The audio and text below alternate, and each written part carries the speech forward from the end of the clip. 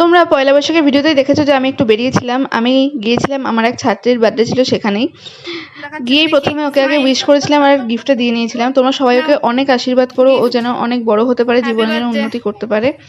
তারপরে বৌদি আমাকে এখানে কেক আর পায়েস দিয়ে গেল, আর পায়েসটা কিন্তু খেতে ভীষণ ভালো হয়েছিল, কেকটাও ভীষণ টেস্টি ছিল। তারপরে ওকে কিছুক্ষণ একটু আদর টাদর করে একটু ভিডিও করে সোজা গেলাম খাওয়ার দিকে, কারণ হচ্ছে আমার যেতে যেতে বেশ রাত্রি হয়ে গেছিলো, তাই জন্য আর দেরি করলাম না। তো প্রথমেই ছিল হচ্ছে ভেজ বিরিয়ানি, আর তার সাথে ছিল এখানে একটা মাছ, এটা বোধহয় রুই মাছ বা কাতলা মাছ হবে, আমি ঠিক মাছ চিনি না, কিন্তু খেতে কিন্তু দারুণ হয়েছিল মাছটা। আর ভেজ বিরিয়ানি খেতে কিন্তু আমার বেশ ভালোই লাগে। আর আমি একা না, বুলুও গেছিলো, ওরও ইনভিটেশন ছিল, আর ও এমনভাবে চিকেনটা খাচ্ছিল তাই ভিডিও না করে আর পারলাম না। তবে চিকেনটাও কিন্তু খেতে ভীষণ ভালো হয়েছিল, একদম সফট চিকেন ছিল, আর গ্রেভিটাও বেশ টেস্টি হয়েছিল। ভেজ বিরিয়ানির সাথে কিন্তু চিকেনটা বেশ ভালো লাগছিল।